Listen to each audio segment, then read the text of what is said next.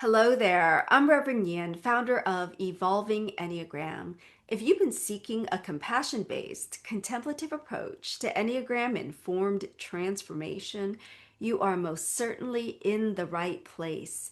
This is where contemplation meets the Enneagram.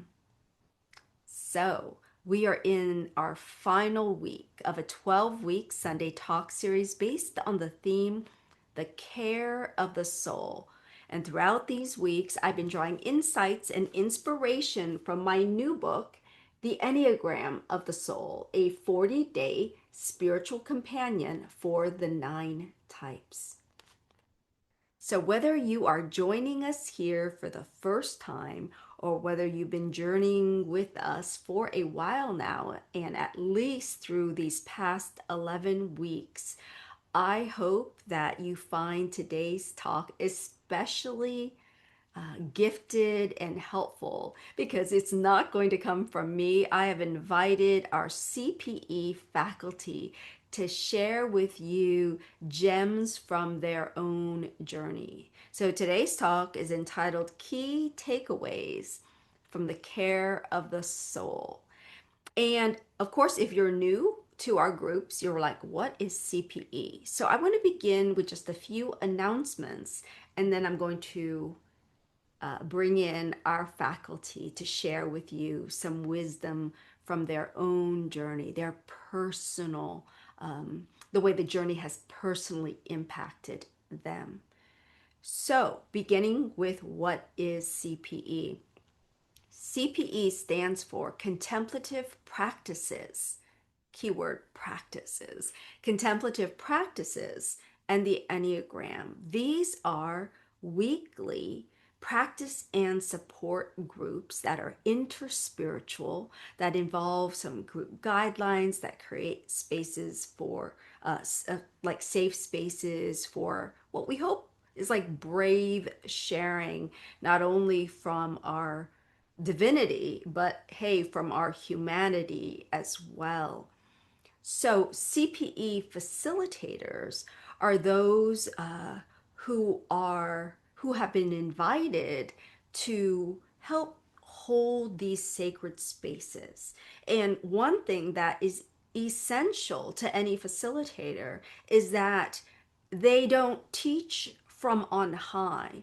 The idea that all of us who hold space in our CPE circle hold it from the space of I am journeying with you, sharing the spectrum of my divinity, yes, and yet also my humanity with you. And so we journey with you in our CPE groups. And I am delighted to have some of the wisdom that our CPE facilitators share inside of their groups to have a space here on our YouTube channel where those of you who don't know some of our facilitators yet will get a chance to meet them as well.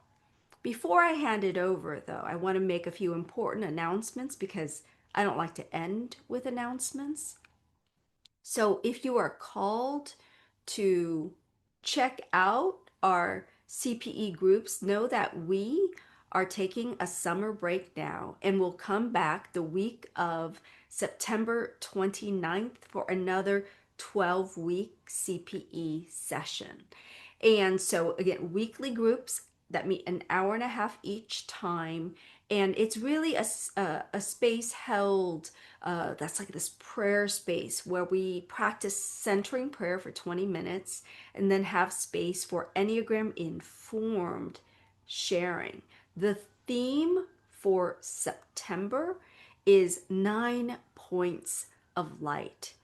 So we will actually look at the Enneagram as a map of our conscious awakening, not looking just at, oh, what's my Enneagram type, but really exploring the entire map of the Enneagram and how these points of light, illumination, live in all of us. So registration opens July 14th, 2025 for our fall season.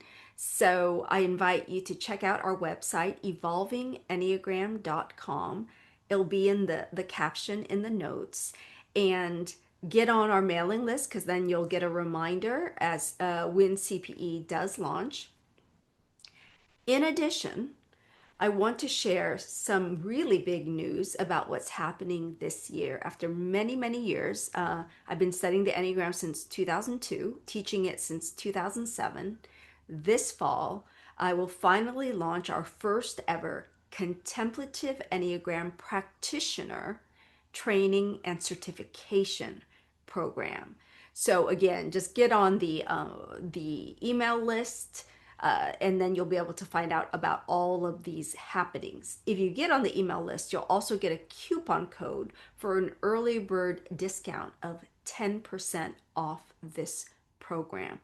Now, this program isn't for everyone, but it would be for you if you believe in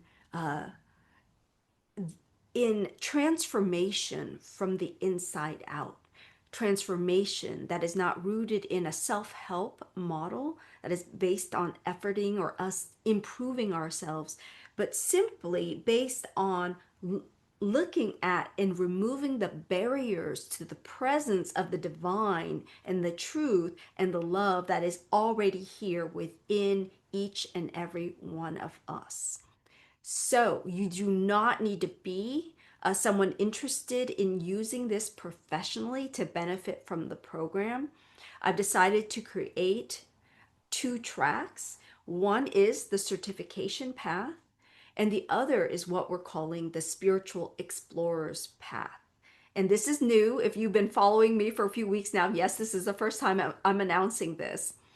And that second spiritual explorer's path, you'll get to do the retreat a year from now, totally optional, but you'll have the option simply by taking module 1 and module 2 of the training program. And these are the ones most focused on our inner transformation. And even if you are on the practitioner path to do this professionally, to use a contemplative approach to Enneagram informed transformation in your work in whatever way, whether you're a therapist, a spiritual director, a minister, or I know a few people who are physical therapists interested in a holistic approach to healing.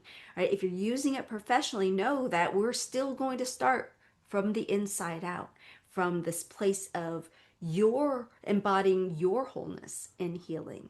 So I think that's it. Okay, dates. I want to share dates with you. September 12th through 14th of 2025 is when this program launches. And there is a hybrid version so that you can review the videos and not necessarily be there live. We understand that we have international students who might be on different time zones, or you just might have other work that you're involved in. So we're trying to make this as accessible as possible. And I really hope you join us for the entire or just for parts of this journey. I deeply believe this as a path to transforming the world from the inside out, bringing a greater sense of unitive consciousness to our collective, as well as a sense of belonging to all parts of you. So, with that, I'd now like to bring in one by one key takeaways from our CPE faculty. They were invited to share something personal, some takeaway that impacted them personally from these past 11 weeks, journeying in community with many of you who are listening here today. And so I hope that you have been blessed by this journey thus far, and I am confident that you will be blessed by the gems shared by our amazing CPE facilitators. Without further ado, here they are. Hi, dear ones. My name is Aliyah Richling, and I have the honor of being a CPE facilitator with Evolving Enneagram. What a tremendous joy it has been to be present with all of you as we uncover glimpses of the contemplative journey through the wisdom of Nhien's new book, The Enneagram of the Soul. As I reflected on the past 11 weeks together, I kept being drawn to a topic that I originally did not connect with, and one that I actually resisted when it was taught. It's from week 8 of the 12-week Sunday Talk series, and it's titled Welcoming Anger on the Contemplative Path by Enneagram Type. Well, as a heart type who leads with a type 4, I've learned that I have pretty easy access to my emotions. Yet, for many years, I actually thought I didn't experience any anger. In reality, I did, but I just called it by other names like frustration or irritation or even just a release of tears because I had no words. Now, as a side note, perhaps that has more to do with the instinct than the type 4, but Nhien talks about that in the teachings of the triggers in this day. And in any case, more recently, I started to see that part of my tendency is to avoid, and I often repress the anger because it almost always is accompanied by an extreme amount of shame and also elaborate stories that help to describe why I'm feeling so slighted. Well, that only fuels the anger.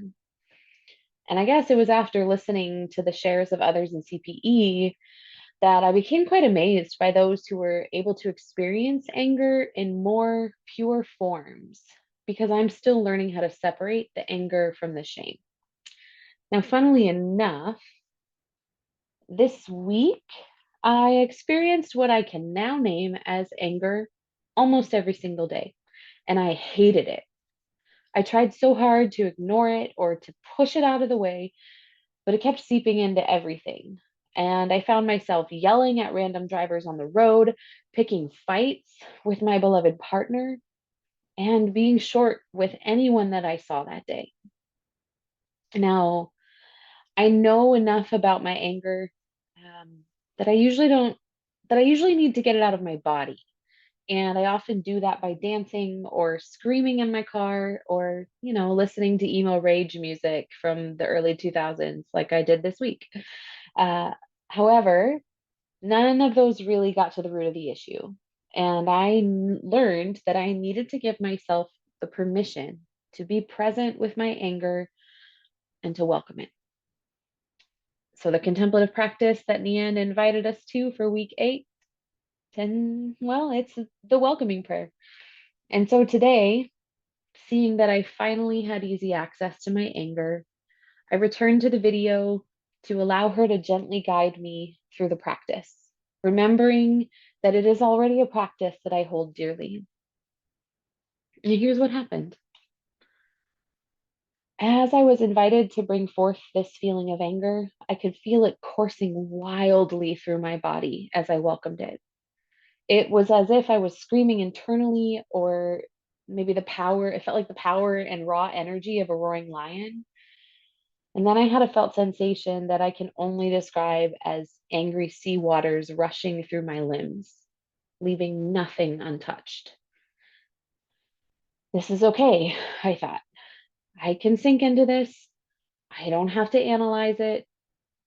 I don't have to run from it. It's not consuming me. It's just rushing and it's present. And I'm still safe.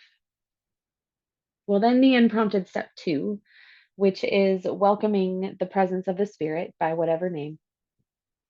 And as I welcomed the spirit into my anger, I started to notice a sensation of having more space within my body for the anger to fill. It was as if the scream and the roar of the lion flowed also into the care of the spirit's presence. And I began to feel the sensation that it was flowing from me to her so that it was no longer me carrying it alone. And then the third step, the step of surrender or release. And as Nhien spoke the prayer aloud, I was surprised at how easy it was to release to the spirit once I could sense that I was simply a small drop in her ocean. I found, at least for a moment, I no longer needed to control it or push it away as it became a part of my wholeness and oneness, allowing for equanimity. Now, friends, I encourage you over the coming weeks to return to the Sunday talks and to the Enneagram of the Soul, and again immerse yourself in one or maybe more of the invited practices and activations. These are truly meant to be experienced over and over as they more deeply root us in the experience of ourselves and in the spirit by whatever name. Perhaps even consider the possibility of being opened to a new understanding of yourself and who you are within this ocean of spirit. So I leave you with a quote by Pema Chodron that continues to be a reminder for me of the relationship between the spirit, myself, and my often overwhelming emotions. May it open for you as it does for me. So, my dear, you are the sky. Everything else, it's just the weather. And so it is. You are the sky. Everything else, it's just the weather. And so it is.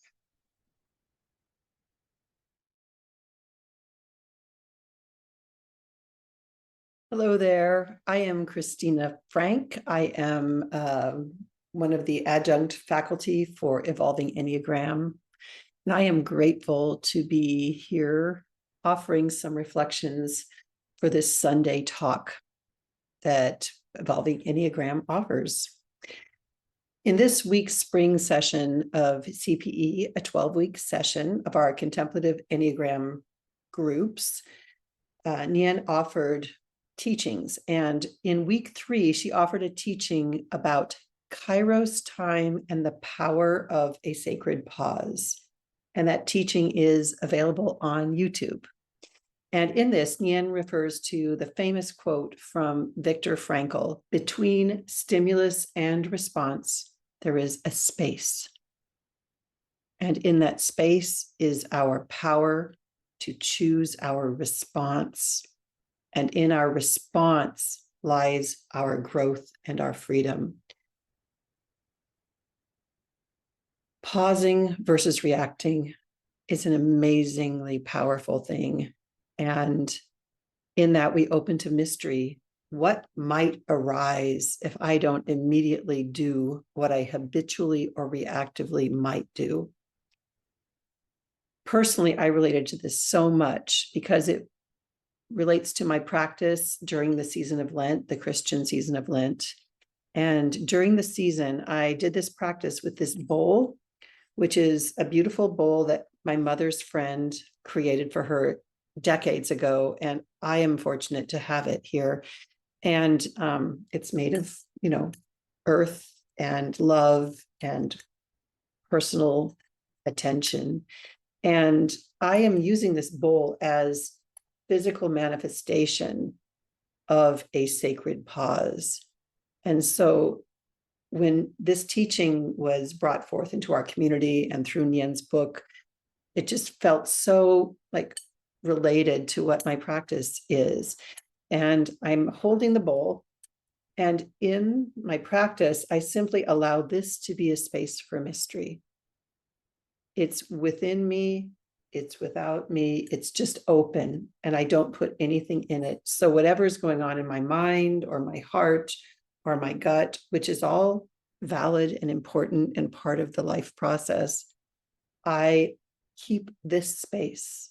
And sometimes it's smaller. Sometimes it's like the size of my bowl for my singing bowl is smaller, or even like the size of a thimble, but there's always space. And if I can cultivate this space and recognize that no matter what else is going on, it's always there, I feel greater freedom, greater openness to mystery, to creativeness, to openness to what might arise if I don't get in the way. And then I can participate in that unfolding of what is new. And so personally, this has been a beautiful practice. And I love how Nhien's teaching about Kairos time and the power of a sacred pause is so reflective of that beautiful truth. I feel it's a truth in the world. This also matters for our close relationships, our communities, and the world. In every action that I do or don't do, that I choose to do or that I choose to refrain from doing, that impacts our whole ecosystem of humans and everything that's alive and being and all of the planet. And so this to me relates a lot to the law of three that is taught in the Enneagram system. And it's a beautiful teaching that I would invite anyone to explore if you haven't heard of it yet. But this idea that we can hold duality or things that seem like they don't go together. Maybe duality isn't the right word, but it's holding conflict, us and them, right and wrong, I know and you don't, or I know this and this, but they don't go together. And simply pausing to allow what might arise, something new, that third force that is something that can reconcile or transform what is present. And as a result of that opening, who knows what will arise, what new manifestations or presence or awareness or understandings can arise. So to me, the sacred pause is incredibly powerful and fundamental.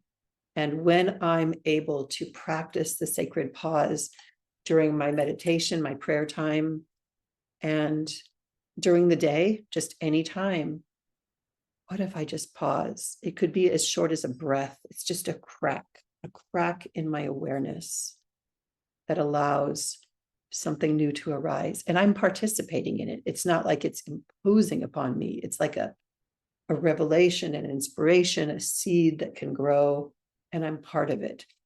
So, amen, yes, and joy, because there's so much hope for me.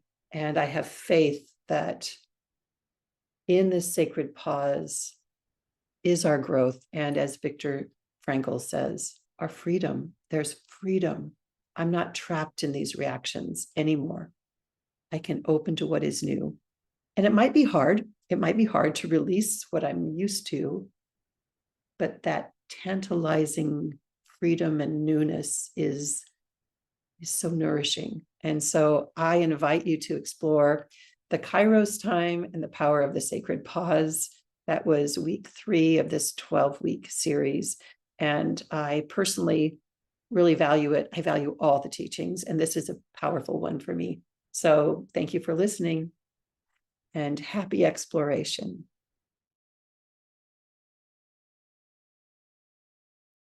Hi, I'm Angela Joy, adjunct faculty at Evolving Enneagram. This 12-week series using Nhien Vuong's book, The Enneagram of the Soul, has been such a gift, and I look forward to continued exploration of this work of art. It definitely lends itself to multiple approaches. It's kind of like the pick your own adventure books I loved to read as a kid. When I would find a really exciting part, I would kind of put my finger there because I'd have 2 options, and I'd go to one option and I'd read that to the end, and then I'd go back to see what the other one was, and I'd go to that to read that. I'm sure that this book is definitely going to become a spiritual handbook for me for years to come. As I consider the last 11 weeks of study and contemplation, all of them felt like they arrived in their own divine timing for me. Each one so completely applicable, it seemed like it was written just for me. And I suppose in my own mystical understanding of how things unfold, that's true. Like the book of Ruth in the Hebrew Bible has this phrase that says, and it just so happened. Now, it's my understanding that that's a Hebrew idiom that implies that what is about to happen is not a coincidence, but is providence. It's a divine unfolding. And so it's been for me with these lessons. But I'd like to briefly share about week 11, seeking guidance from the Father within. In my years of counseling, and by that I mean in being counseled, I have become familiar with the remothering of myself, the nurturing and loving myself, taking care of the child within. But the idea of refathering myself was novel. In her talk, Nhien referred to the words of Jesus when he said, "The Father and I are one." And then she asked, "What would it be like for you to know you already have this authority within?" Now, as an 8, I have always had this resistance to both authority and the implied obedience to said authority. My relationship has been more of one of like this inner resistance because I wanted to be my own authority. Now, of course, that's coming from a very egoic 8 stance. However, when I did the journaling practice and I wrote, "Dear Father within," the question that came to me was this: if you could guide me in any area of my life, what would it be? Now, notice in the very question, I said, if you could. I wasn't giving or asking for guidance yet, but just wondered what it would be if I deemed to ask for it. The answers that came back were surprised and pleased, gentle and loving. Now, as a kid, I always kind of imagined Pa from Little House on the Prairie as the perfect dad. And that's kind of what appeared on my page as I opened up to this inner archetype. It was a father figure who actually had my best interest at heart. And it was one that promised that obedience simply meant living in alignment with my deepest truth and truest self. And he encouraged me to relax and play. That resistance to vulnerability only made me small because it was constricted and limited. And he said, "Honey, life is not a war, and we don't really live until we open up to the world around us. Why not blossom into the fullness of who you are? Why not risk the vulnerability, trusting that you already are strong and beautiful and wise and brave and tender and fragile, all at the same time? Why not experience it all rather than just the small, protected constriction of never fully living?"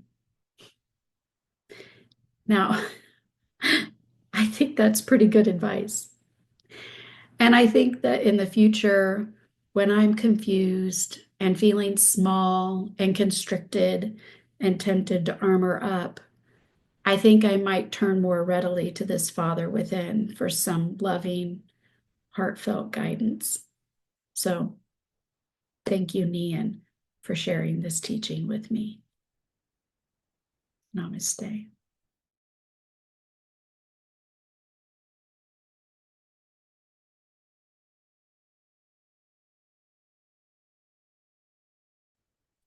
Hi, all.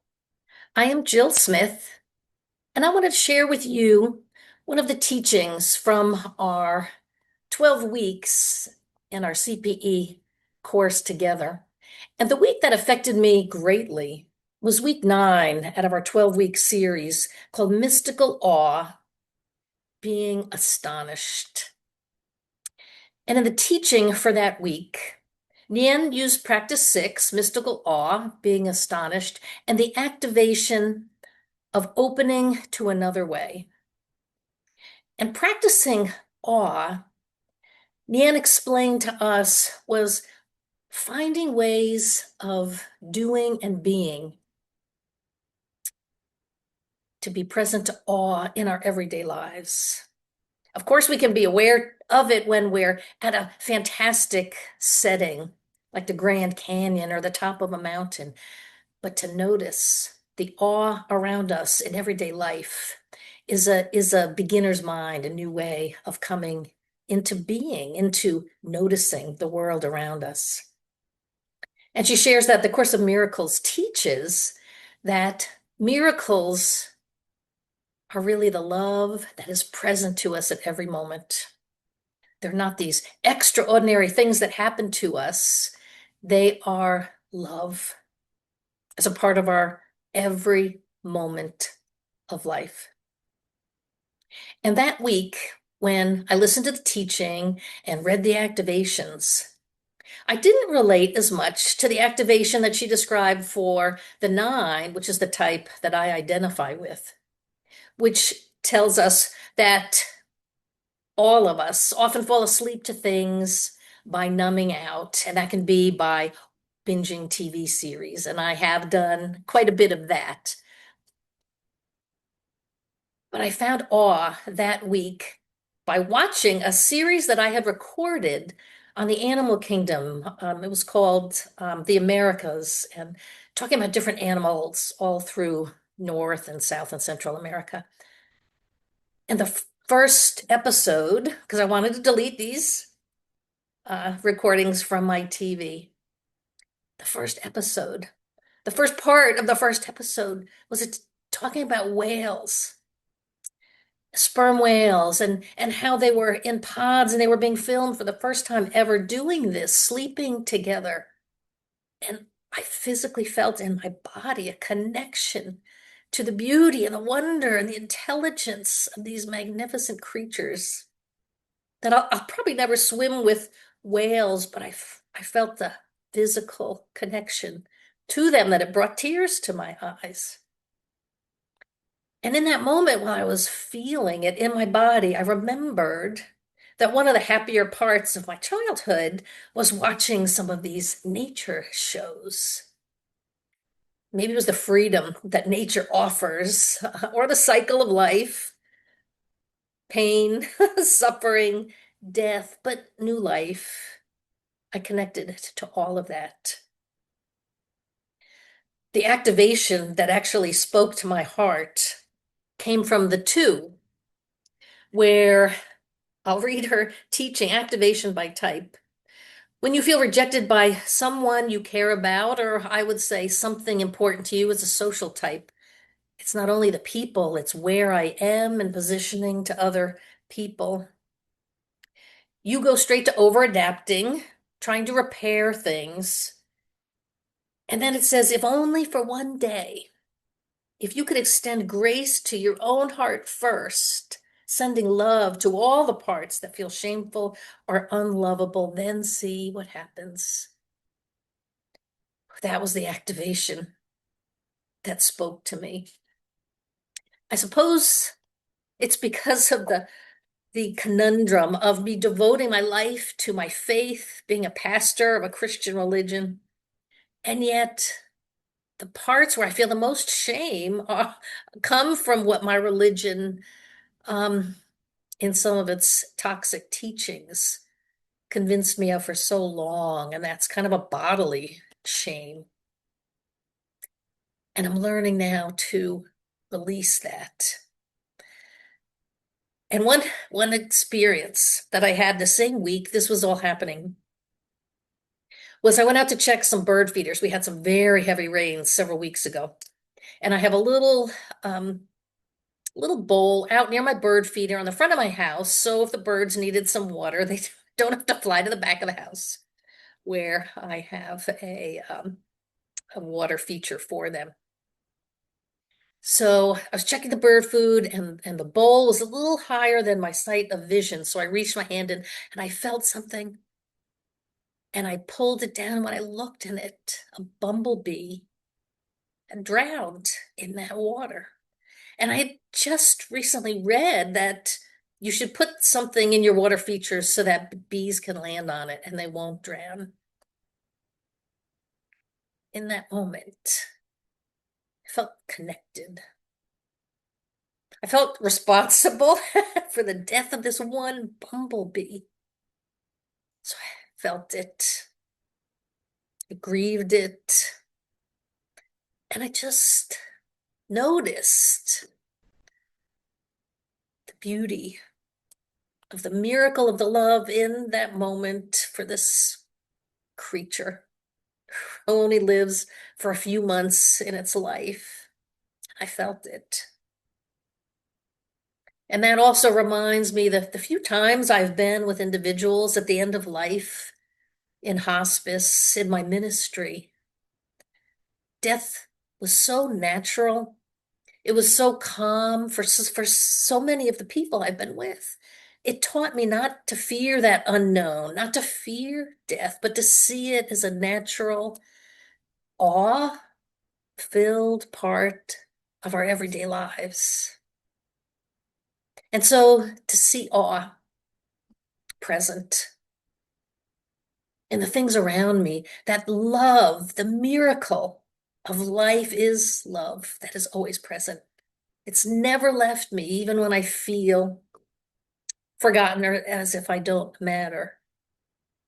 I can be reminded through everyday things, not the great mountaintop moments, but the simple pleasure and heartbreak of a bumblebee going from one life to another.